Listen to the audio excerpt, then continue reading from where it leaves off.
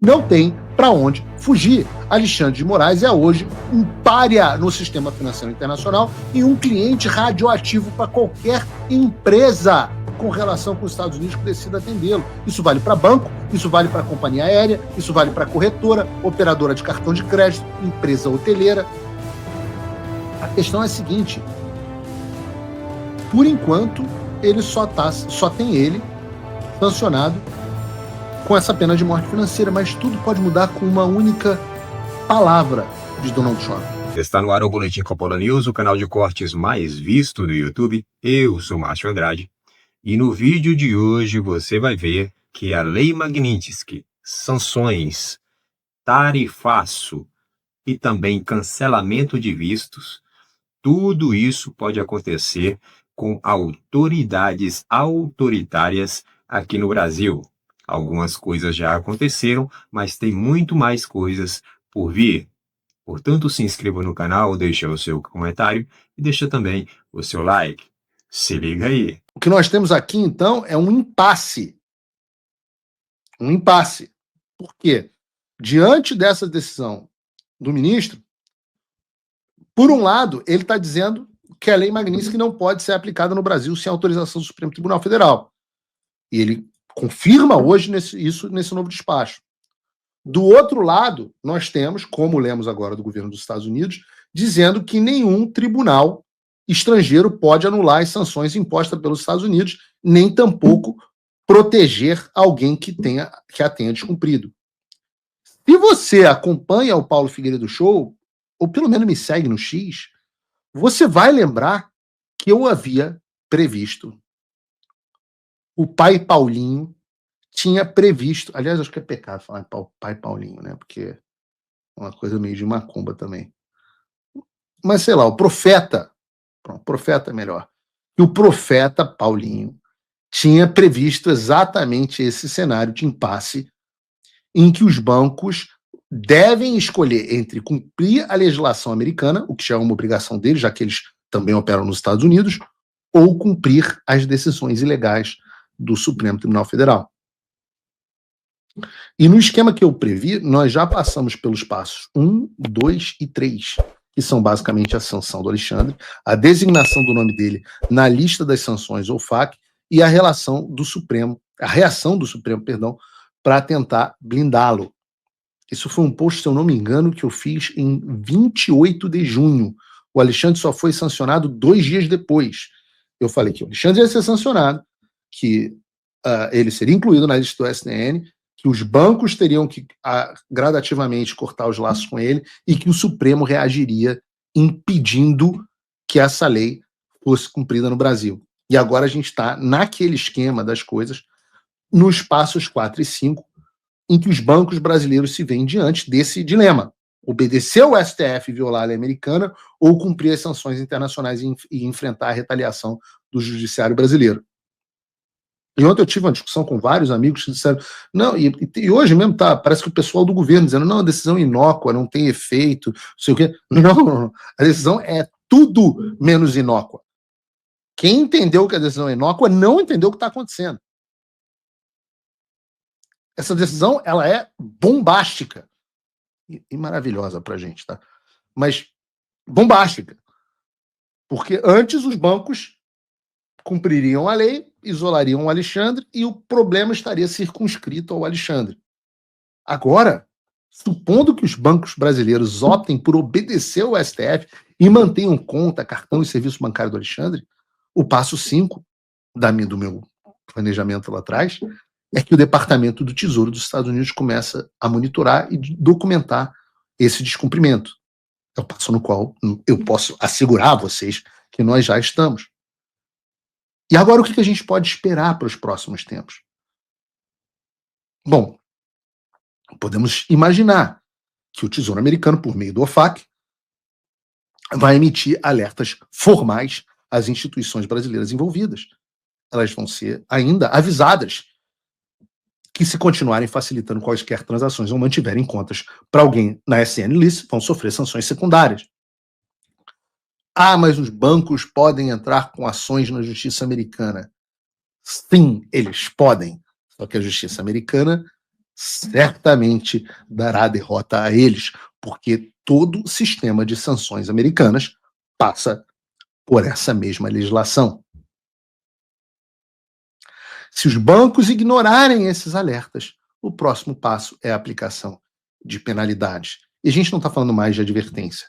Aqui a gente está falando de multas bilionárias, além da expulsão do sistema financeiro internacional. Não tem nada a ver com aquele diabo daquela reunião que nego teve com o SWIFT, etc, etc. SWIFT é simplesmente um sistema de comunicação entre os bancos. O SWIFT não vai deixar de aceitar a comunicação dos bancos. O que vai deixar de ser honrada é a compensação que acontece em Nova York, nas transações financeiras. Eu já falei de multas aqui, né? O BNP Paribas, que é o maior banco da França, foi multado em 8,9 bilhões por desrespeitar sanções americanas contra o Irã e o Sudão. 8,9 bilhões de dólares. São o quê? 50 bilhões de reais, quebra qualquer banco brasileiro. O Standard Chartered do Reino Unido foi multado pouquinho, 1,1 bilhão. O Commerzbank da Alemanha, 1,45 bilhão de dólares, tá? 6 bilhões de reais, 7 bilhões de reais. É muito dinheiro. Só para vocês terem uma ideia, tá? O lucro líquido do Itaú é de 40 bilhões. Todo o lucro líquido do Itaú em um ano. O do Bradesco, 19 bi. O do Santander, 13 bi. Eu nem sei se esses dados são desse ano, que os bancos divulgaram novos são desse ano? Não consigo enxergar. Acho que não, 2024. Se botar 2025, ô João, foram muito piores. Os bancos, o Itaú acho que parece que teve um lucro maior, mas o Banco do Brasil parece ter quase lucro nenhum. Só me corrija aqui no chat. Então a gente está falando aqui de multas que por si só levariam à falência os maiores bancos do Brasil. E o que eu disse sobre isolamento no SWIFT não é isolamento de mandar mensagem do SWIFT que o cara disse que não estão sujeitos à sanção na Bélgica. Não. É a impossibilidade de enviar ou receber dólar. A compensação financeira. E aí vem a fase seguinte. Com multa e ameaça, só a ameaça de desconexão, você começa a ter o pânico, a corrida bancária. Afinal, você deixaria o seu dinheiro na conta em um banco que pode ser levado à falência amanhã. As linhas de crédito internacionais, inclusive desse banco, são todas cortadas. Os investidores fogem. O dólar dispara. O comércio exterior para. Afinal, os exportadores não têm como receber de volta o dinheiro das suas exportações. As agências de risco rebaixam ainda mais as notas do país. As empresas começam a interromper negócios com o Brasil por precaução. Até porque, vamos falar da carta na manga do Supremo Tribunal Federal. O risco se torna sistêmico. E isso, meus amigos, é como você torna um problema isolado no Moraes em uma quebradeira da economia brasileira. Essa é muito mais do que a floresta inteira queimada. É o país inteiro queimado. A simples tentativa de proteger um homem ou meia dúzia de autoridades pode mergulhar o país numa crise financeira de proporções históricas. Tudo isso é possível, não é exagero, não é retórica, e já aconteceu em outros países que desafiaram sanções internacionais. Cuidado com o cenário da floresta inteira queimada para pegar o bandido da Birmânia. Porque isso pode ser tão grave, que vai afetar empregos, vai afetar a sua vida, vai afetar a sua família. E a bola não está com o Eduardo Bolsonaro e com o Paulo Figueiredo. A bola agora está com os bancos. o que vocês dos bancos decidirão. Vão continuar servindo o regime e destruirão todos os bancos do Brasil, ou vão finalmente começar a fazer o que é correto? A gente vai ter que ver as cenas dos próximos capítulos. Aliás, nós temos imagens do primeiro banco que foi derrubado por conta do Flávio Dino. Vejam, por favor, aí os bancos derrubados o primeiro banco derrubado pelo Flávio Dino.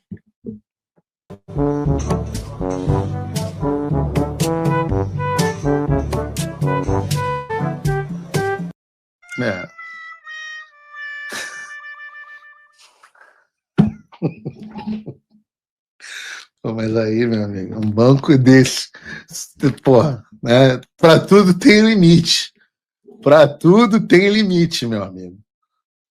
Né? Nem o banco, um banco suíço aguenta uma pressão desse nível do rocambole do inferno. Né? Mas, até o momento da nossa consulta, pela primeira vez, os bancos começaram a sentir na veia as consequências. Você teve, nesse momento, pelo menos até a gente iniciar o programa, o BTG Pactual caindo 3,28%, o Itaú caindo 3,13%, o Santander caindo 2,86% e o Banco do Brasil caindo 3,65%. Faria Lima sentiu. E quando eles começam a sentir no bolso, muita coisa começa a acontecer. O Brasil está passando por um momento muito delicado. As instituições, o poder legislativo, o judiciário, o executivo, estão completamente perdidos e estão completamente prejudicados, sem credibilidade, e tudo isso por conta de ações de pessoas da alta cúpula desses poderes. Pois bem, os três poderes, o poder legislativo, o judiciário e o executivo, eles tendem a estar harmônicos. Pelo menos é isso que diz a Constituição, deveria ser harmônicos, né? Deveria ter um equilíbrio entre os três poderes, cada um fiscalizando o outro, né? Na questão dos freios e contrapesos. A própria Constituição diz isso. Porém, na prática não é assim que funciona.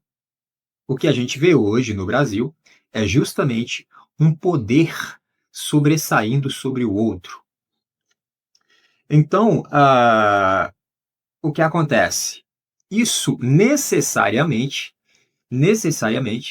vai refletir lá na ponta, ou seja, no indivíduo, no povo, na sociedade. Tá? Mas, ao que parece, as ditas autoridades não estão nem aí para esse negócio, né? Não estão nem aí para as instituições que elas próprias pertencem, né? Então, a coisa está em uma tônica de projeto, na verdade, já vem de muito tempo, aquela coisa do projeto de poder, do poder pessoal, né? Todas as ações são em benefício próprio ou em benefício da minha ideologia política, da minha visão de mundo. Então, essas pessoas que estão nessas instituições, elas arrogam para si todo esse poder e traz essa tônica de visão de mundo para dentro da própria instituição, né? E, obviamente, quando isso acontece, aí há uma corrupção própria, né? De corromper a própria instituição. Ou seja, o Brasil está em um patamar em que a alta cúpula que governa, que dirige o país, né? Ou seja, pessoal do Poder Executivo, começando pelo Presidente da República. Aí tem o pessoal do Judiciário, começando lá pelo STF. Aí tem o pessoal do Legislativo, começando lá pelo Senado. Tem o pessoal lá da Câmara, são os deputados e tudo mais, no Senado e senadores. E ao que parece, a coisa está se enveredando aí para algo muito grande aí, de penalização em relação aos Estados Unidos para com o Brasil. É isso. Essa é a situação em que o Brasil se encontra, essa é a situação em que a população brasileira, a sociedade do Brasil, a nação brasileira se encontra. Por esse vídeo é isso, se inscreva no canal, deixe o seu comentário e deixe também o seu like. Até breve.